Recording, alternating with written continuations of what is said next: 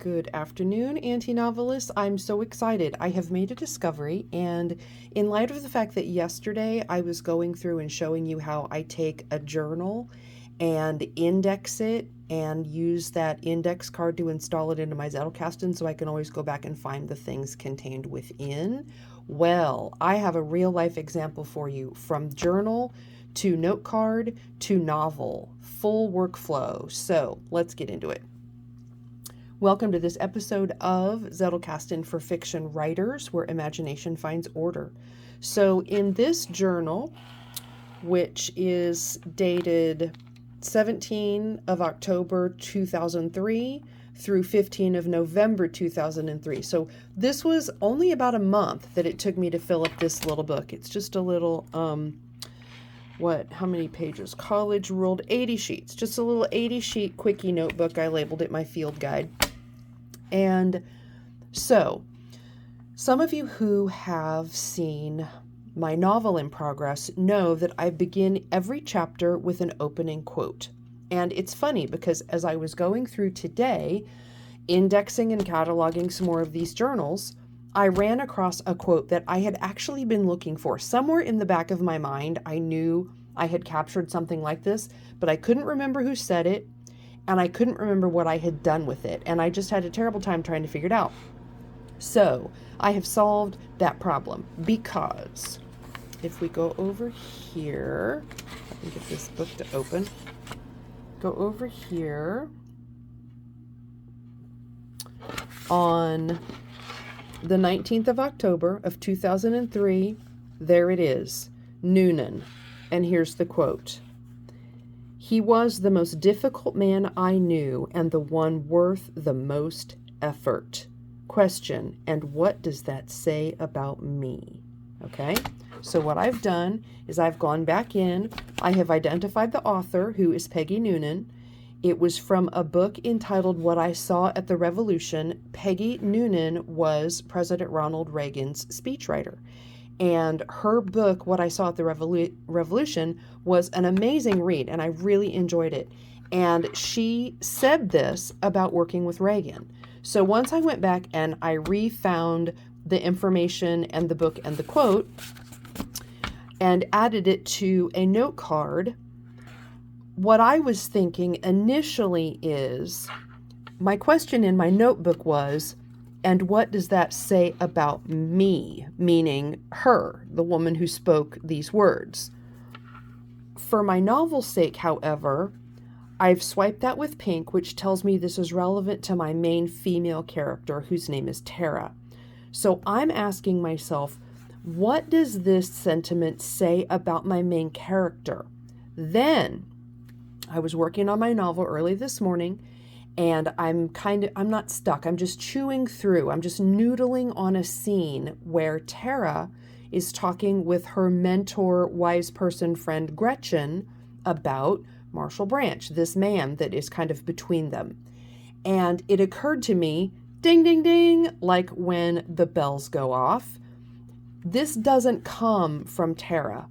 This sentiment, he was the most difficult man I know and the one worth the most effort, comes from Gretchen about this man between them as a piece of advice given to Tara. So how does that fit in? Check it out. Hopefully I can pull this up for you.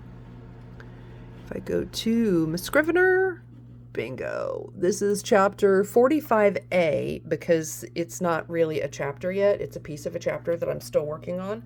But if you look at that opening quote, "He was the most difficult man I'd ever met and the one worth the most effort," quote Peggy Noonan.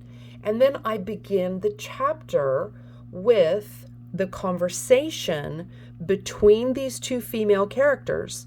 And so this opening quote informs what Gretchen is going to share with Tara about this man that they're trying to figure out, what should Tara do. Basically, she's asking her friend for advice. And so it fits beautifully. I could not have found a quote more germane to what I want to accomplish in this scene. So I just wanted to share, because this answers several of those questions that I get. Number one, how do you collect and capture the ideas that you have for your story. Well, if you got to do it in a notebook, do it in a notebook. But the key is, as soon as you can, index that information so that you've got the bib card if it's a primary resource, you've got, or rather a book resource, you've got a main card that gives you the key information and it's indexed, and then it's filed over in my index. This is filed under Noonan for Peggy Noonan, and it's also filed under Tara's character cards because this is something happening between these characters. I also have it filed under Gretchen's character cards because Gretchen is the one who is expressing this sentiment. So then, as I was thinking through this chapter, I considered having Gretchen speak the words as kind of a slant quote, just a little bit off of what Noonan said. And then I thought, no, I want that exact sentiment. So what better place to put it than as the opening quote, and then let the conversation between the women be informed by what the quote is saying. So there you go, guys. That's a real life look at how you workflow information from however you found it, whether it's something you made up, it's just an idea or a random association that you had, it's a quote from a direct reference, whatever that little snippet is, capture it in your cards, file it away in all of the places that you think it might apply, and then in the course of your writing, something is going to jingle that bit of information, and you're going to go back and find it, and then you're going to know where to use it.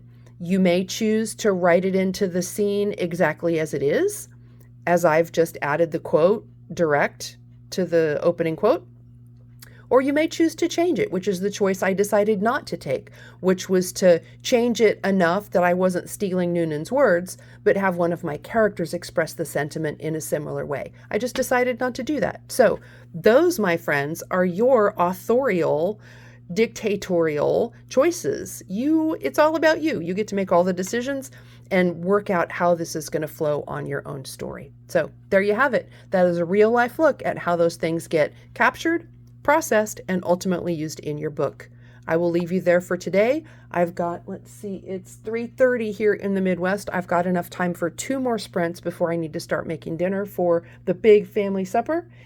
And I'm cruising along on the Zettelkasten for Fiction Writers book. I admit I cheated on your book today by working on a little fiction. But come on, with a nugget like that, literally from the year 2003, I couldn't resist. I had to pop it in there because it fits so nicely. So sometimes you got to do what you got to do. The book gets to decide. I just show up and do what it tells me. Thank you, as always, every single subscriber. I squeal with glee like a little girl every time I get a new subscriber, because that helps me know that this is of help to you. And that's what I want, is I want to get your book written so that I can hold your book in my hands. That's my goal. I'll keep going and you keep coming along, and together we'll get all this figured out. I will see you in the next video tomorrow.